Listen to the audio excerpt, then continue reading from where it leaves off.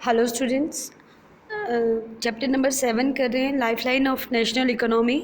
उसमें हम लोग अब तक लैंड ट्रांसपोर्ट को पढ़ चुके हैं। लैंड ट्रांसपोर्ट में हम लोग रोडवेज़ पढ़ चुके हैं, रेलवेज़ पढ़ चुके हैं और पाइपलाइंस पढ़ चुके हैं। The second mode of transport है water transport. Okay, water transport को पेज नंबर 83 आपकी बुक का, हम वहाँ से स्टार्ट कर रहे हैं। पेज नंबर 83 एनसीईआरटी की बुक का। ओके, चलिए। Since the ancient period India was one of the seafaring countries. It seems sailed far and near, thus carries in spreading Indian commerce and culture. आप अगर ancient time period से देख रहे हैं तो भारत जो है एक ऐसा कंट्री है जिसने अपना कल्चर और कॉमर्स को थ्रू वाटरवेज ही एक दूसरी जगह पे फैलाया है। पूरे वर्ल्ड में वाटरवेज बहुत ज़्यादा इम्पोर्टेंट था, इंडिया में तो खासकर क्योंकि पेनिनसुलर कंट्री है तो बहुत ज़्यादा एरिया कोस्टल लाइन पे लगता है। Okay, waterways are the cheapest means of communication transport. आपको पता है कि वाटरवेज सबसे चीप मीन्स ऑफ ट्रांसपोर्ट है।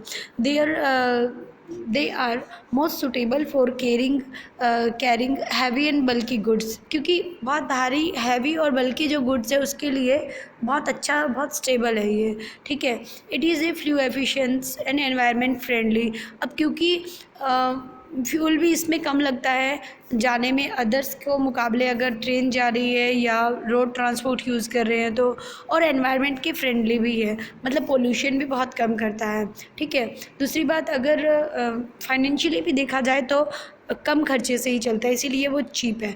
अगर हमने रेलवे लाइन लगानी है तो हम पहले रेल की लाइंस जो है उनको लगाएंगे और फिर उस पर ट्रेन चलेगी। ठीक है, रोड बनाएंगे उसके बाद तब उस पर बसें चलेंगी। लेकिन ये ऐसा है कि वाटर बॉडीज़ भगवान ने हमें काफ़ी सारा एरिया ऐसा दिया है जहाँ पे बहुत वाटर है। ठीक है, तो हम ट्रांसपोर्ट ईजिली कर सकते हैं। आगे करते हैं।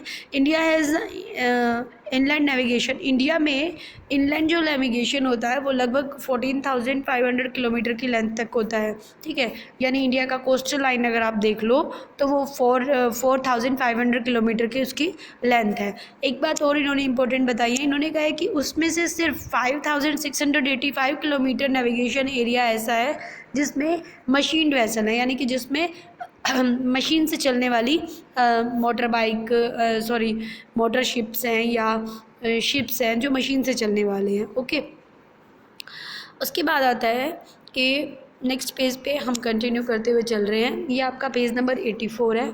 हम वैसे तो वाटरवेज बहुत सारे छोटे छोटे, बट मेजर जो वाटरवेज है वो 5 हमने डिवाइड किए हैं। आपके एनसीईआरटी की बुक पे इन 5 के बारे में मेंशन है। पहला है the Ganga river between Allahabad to Haldia.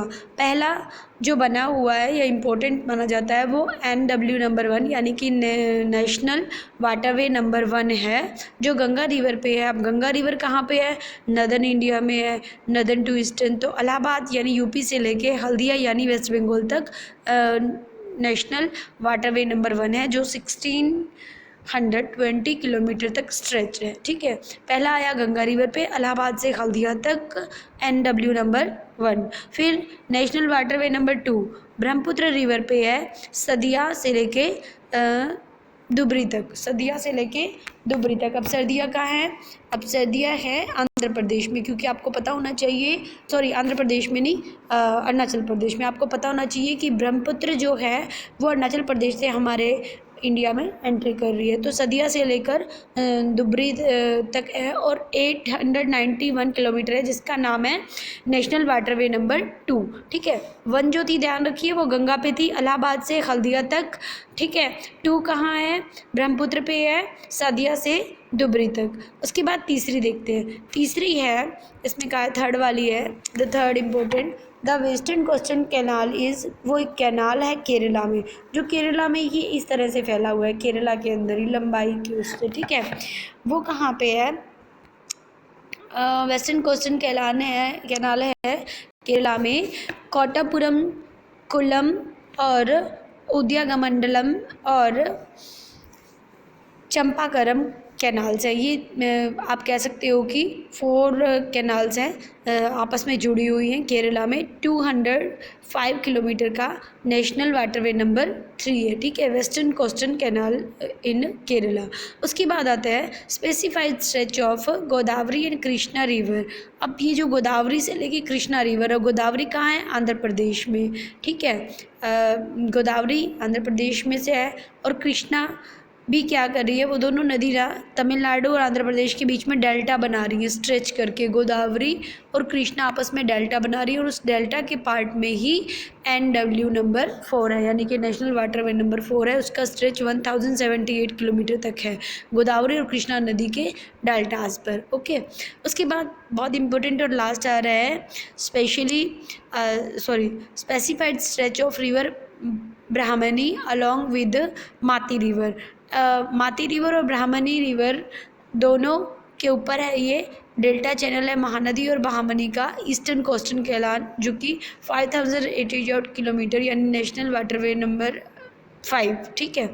ये आपको बता दिया, बहुत इंपॉर्टेंट है। पहला था गंगा रिवर पे इलाहाबाद टू हल्दिया, सेकंड था ब्रह्मपुत्रा पे सदिया से धुबरी, थर्ड है western coastal canal in Kerala, ठीक है। फोर्थ था आपका गोदावरी और कृष्णा का स्ट्रेच, जो गोदावरी और कृष्णा रिवर का स्ट्रेच है वो 1078 किलोमीटर पे, और NW नंबर 5 यानी कि नेशनल वाटरवे नंबर 5 है। स्पेशली अगर कहें तो ब्राह्मणी और माताई रिवर के डेल्टा चैनल्स पर, यानी महानदी और ब्राह्मणी रिवर्स के ईस्टर्न कोस्टल कैनाल, ठीक है। इसके बाद आ रहा है there are some other inland waterways. अंतर्राष्ट्रीय अपने भारत में और भी वाटरवेज हैं जो बहुत ट्रांसपोर्ट के लिए जो है एलिजिबल बढ़िया हैं। There are Mandovi, Zuari, Cumbarjua, Sundarban, Barak and backwater of Kerala. ये भी वाटरवेज है, लेकिन ये बहुत ज़्यादा इंपॉर्टेंट नहीं है, छोटे हैं, इसीलिए इनको नहीं करवाया गया। ओके, उसके बाद है apart from these Indian trade with foreign. वो मैं आपको पहले भी बता चुकी हूँ कि भारत का 95% जो ट्रेड है एक्सपोर्ट हो रहा है या इंपोर्ट हो रहा है, वो 95% जो ट्रेड है वो आप ये कह सकते हो कि वाटरवेज के थ्रू ही दूसरे देशों में जा रहा है या दूसरे देश से आ रहा है, ठीक है। वाटरवेज बहुत इंपॉर्टेंट और बहुत चीपेस्ट है। नेक्स्ट जो वीडियो बनाएंगे हम बनाएंगे major sea port. Okay, thank you.